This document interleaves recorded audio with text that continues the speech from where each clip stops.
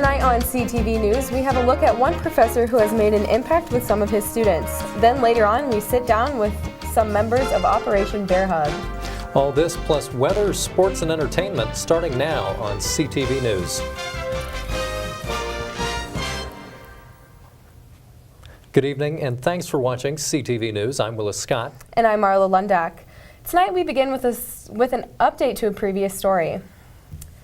Last week we informed you of a storage unit fire at Cottonwood Plaza strip mall. A suspect has now been cited in connection to that fire. According to a press release given by the Poudre Fire Authority, a PFA fire investigator examined burn patterns and collaborated with Fort Collins Police Services to cite 28-year-old Brandon Hammond for 4th-degree arson, a Class 2 misdemeanor. The incident occurred in a storage unit on April 10th at 1415 North College Avenue. Hammond was taken to Poudre Valley Hospital for medical treatment. No additional injuries were reported in connection to the fire. It is believed that the storage unit was occupied by people who were renting the unit out. Hammond was not the renter of the storage container. Fort Collins Police Chief John Hutto has resigned. His resignation is effective May 12th. The city is undertaking efforts to find someone from outside the agency to serve as interim chief while a nationwide search is conducted. Prior to coming to Fort Collins in 2011, Hutto spent 26 years with the City of Austin Police Department.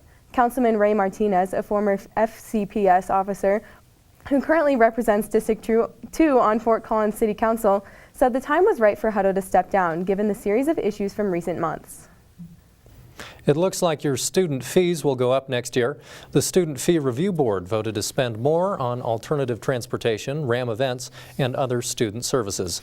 Less than 2% more than last year's budget. This is the smallest annual student fee increase to date. The CSU Board of Governors will review the increase for approval on May 2nd and 3rd. The Fee Review Board also approved next year's Student Association budget. The budget increases salaries for members of ASCSU and funding for the Rocky Mountain Student Media Corporation, which is where I work, so my fingers are crossed for a raise. The Student Association Senate will vote on the new budget during Wednesday's meeting. Every day is a good day to show school spirit. However, today is extra special. Today is a day to celebrate the past, present, and future traditions here at CSU. Traditions such as celebrating CSU's birthday, chalking the sidewalks, hanging out with Cam the Ram or at the A, and of course, Comatose the Cannon. In the early 2000s, we had a bunch of students who were really active in bridging the gap between the student experience and our alumni population. So in 2001, they decided to create I Love CSU Day, which is just a day to celebrate everything that is great about CSU, encourage everyone on campus to wear green and gold, have alumni all over the country really think about why they love Colorado State University as well. Organized by the Alumni Association, I Love CSU Day is even a day that is recognized by the governor and the state. Students, past and present, take today to reflect on their favorite traditions and what today means to the school. Some of the ones that came top of mind, and I think they're the ones that come top of mind for most of our alumni, are the cannon, shooting at games, and that connection with our ROTC and honoring our military past. Ag Day is always a fantastic tradition of, again, celebrating our agricultural heritage, tying that into campus. Cam the Ram, I think, is voted always the most beloved tradition of our university. We have a fantastic mascot. One of my favorites is at the beginning of the year when everyone hikes to the A and they paint the A all white and it looks really cool from everyone for Collins. And another one I really like is Grilling the Buffs. It's when everyone gets together and eats buffalo burgers before we play CU for the Rocky Mountain Showdown. Without all CSU's traditions, I would say that we wouldn't have the high energy, upbeat, spunky kind of culture that we have now. The Alumni Association made a very special announcement today in honor of I Love CSU Day. The Old Main Bell that has been missing for decades is back. We had Bryn Carmen reporting from the scene earlier this evening. One of CSU's most iconic traditions has finally made its way back to campus. The CSU bell was stolen in the 1920s and has finally made its way back home after nearly 100 years. Today's event was really excited and everyone is happy to announce that the new bell is going to have a place in the on-campus stadium. Tomorrow night on CTV's Humans at CSU, I sit down with an alum who knows all the history on this artifact. For CTV News, I'm Bryn Carmen. Rams for Refugees is hosting a Refugee Awareness Symposium. It started Tuesday and will continue on Wednesday. It's happening in the Clark A building, room 201. According to the group's Facebook page, the symposium was created to bring awareness to CSU about the refugee crisis. Its purpose is to give people a taste of what living as a refugee in different parts of the world is like.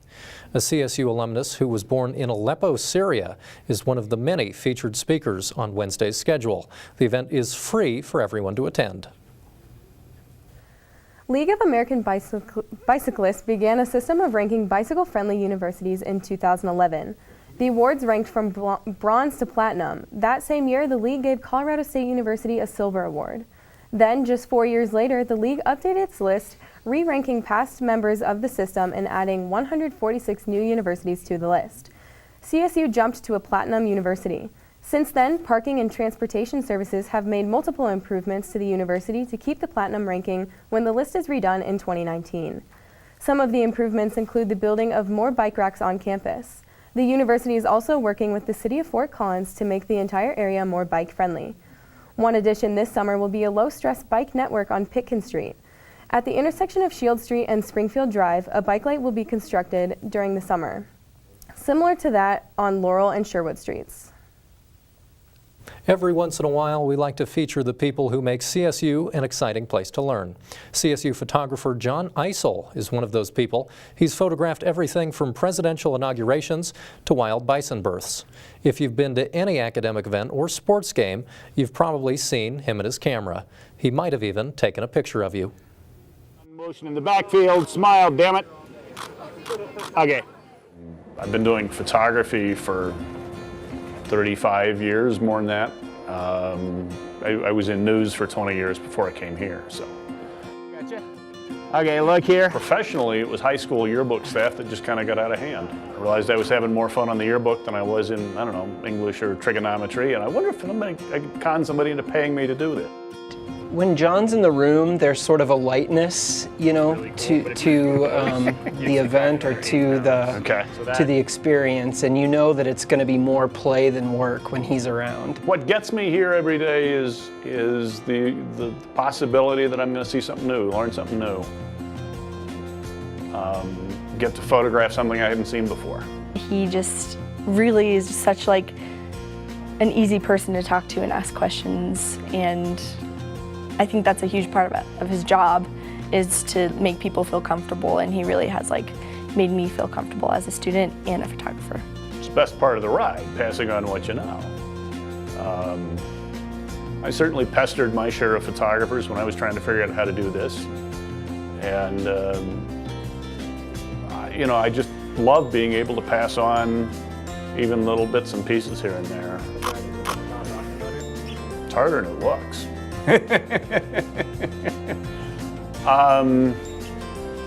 Shoot a lot, get close, pay attention to what you're doing, shoot till you get it. I've described my photography as like jazz. I have some idea kind of where I'm probably going to go, but I'm going to improvise once I get there. And I may not end up where I think I'm going to end up. And I've just learned to trust there's a picture there, and I'll find it. John's been working in photography for more than 35 years, and he still loves discovering new things. He likes talking to some of the world's leading researchers here at CSU. If you see John out on the plaza, make sure to smile for his pictures. It's always great to see professors who just love what they're doing and they have that impact on their students, don't you think, Marlo? Oh yeah, definitely. I know I've had quite a few professors here at CSU who have really impacted me. I don't know if you've had Danny Castillo. No, I haven't, but I've met her, and she seems like just a whole lot of fun. Oh yeah, she's spunky. I really enjoy her class. She's really passionate about what she does, and I think that's awesome. It's great. We're so lucky to have these types of professors here for sure. Well, that's all we have for news, but coming up, Willis will sit down to discuss Operation Bear Hug. Then later on, we have the full weather forecast with Sierra Symes. Tune in to KCSU, your student-run radio station at Colorado State University. Live 24 hours a day, every day at 90.5 FM and kcsufm.com. Live local new music now, and news, talk, and sports. KCSU, the radio voice of Colorado State, on the air since 1964. You're watching CTV, produced by Colorado State University students, bringing you news, weather, sports, and entertainment from campus and beyond. CTV live Monday through Thursday at 7 p.m. on campus and Fort Collins on Channel 11. Repeats at midnight, 8 a.m., noon, and 2 p.m. The Rocky Mountain Collegian is your student-run news and information platform. Pick up your paper on campus or around Fort Collins Monday through Thursday with special editions Fridays. And check out collegian.com anytime for all the latest updates. News, sports, entertainment, opinion, and more. The Rocky Mountain Collegian, serving Colorado State since 1891. College Avenue has been your student magazine for the last 10 years. College Avenue prints once a month covering topics that are relevant to the CSU and Fort Collins community. We also print special editions like the graduation guides at the end of each semester, the best of CSU each fall, and the orientation guide each summer. Look for us on racks around campus, off campus, or online at collegian.com under the College Avenue tab.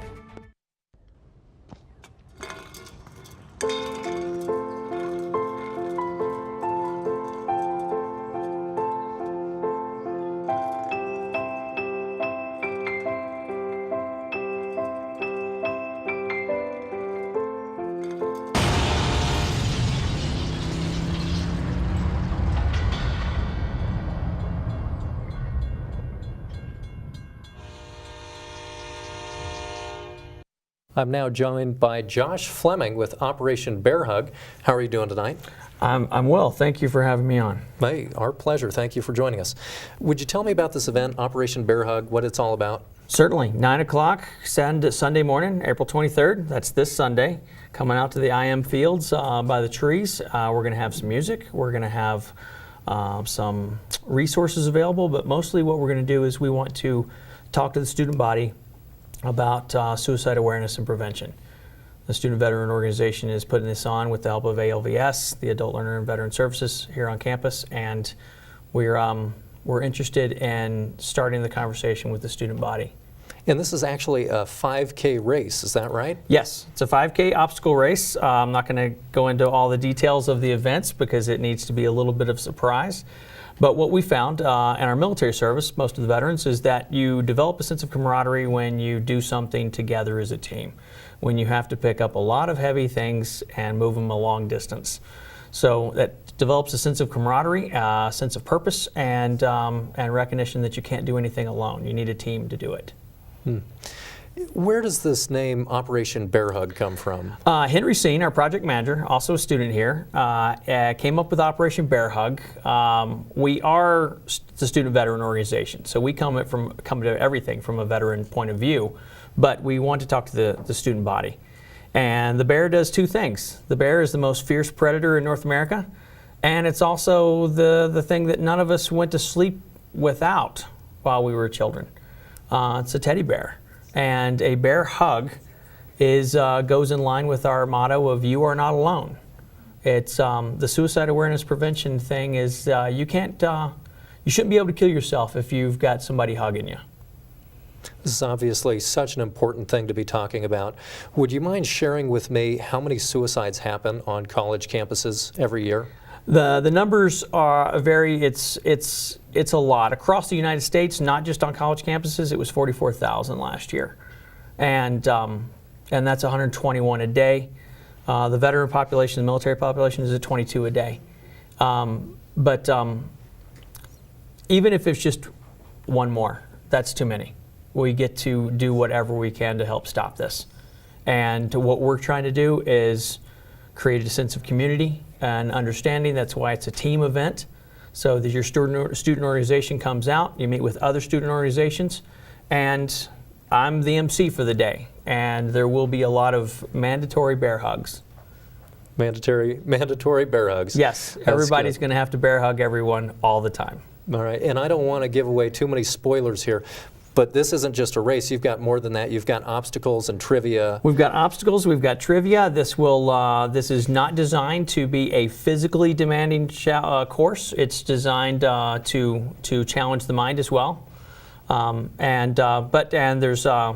There might be some cash prizes for the top 10 teams. Ooh, whoa. Wow. So we've gotten a lot of support and donations from not just members of the faculty here and the organization at CSU, but from community members. If you show up, it's free to everybody. It is also a family-free event.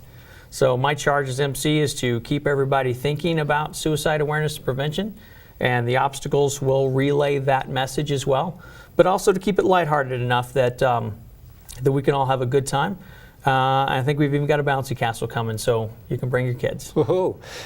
So each component of this race is illustrative of these different issues dealing with suicide Yes. awareness. How does that work?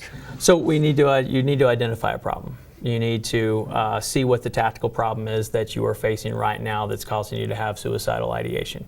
And we need to find out a way to offload that weight. We need to find our friends and our companions and our family that can help us through the next event. We got to realize that we can't do anything alone, and that when you're faced with a decision that is potentially terminal, there are other options. There are ways out. And you need to listen to a voice. You need to find a clue. You gotta just stay involved. You gotta keep talking to us.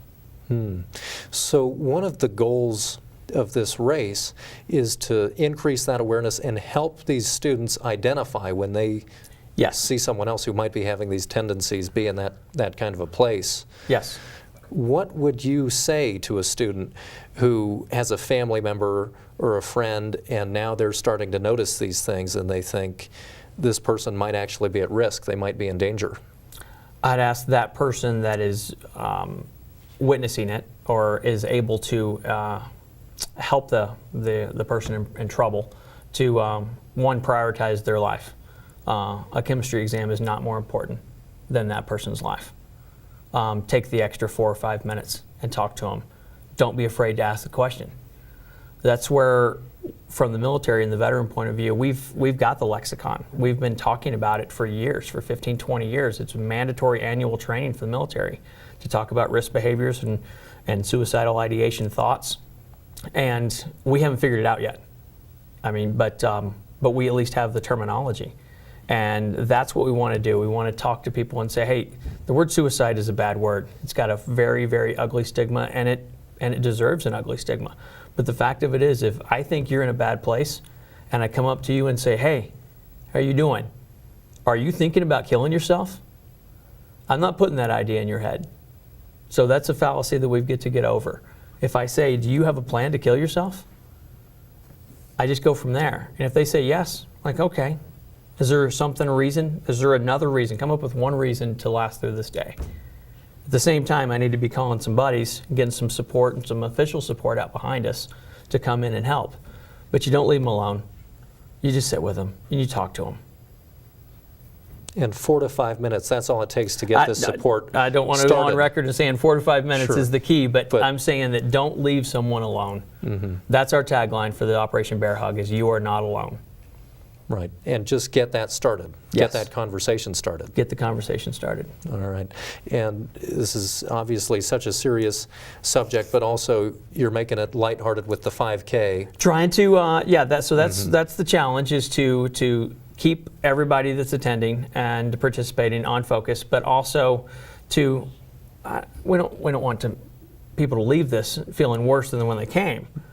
The idea is that we can bring this to a point where we can have a conversation, we can all talk about it, and we can feel better about having more tools, having more resources, and being aware of the national and the state and the county and the local resources that are available. And you got to show up to Operation Bear Hug and pick up some of this information. Well, Josh, thank you so much for joining us tonight. Folks, remember, you can attend this event, get a bear hug. It's free to attend. Of course, donations are accepted. But just get out there, get a team of your friends together, 5 folks, and do this. It seems like it's going to be a whole lot of fun. Of course, we've got a bouncy castle, so you can bring the kids too, and you can feel good about doing it. This is a great event. All right, well, that's it for news, but coming up, Sierra Symes has the full weather forecast.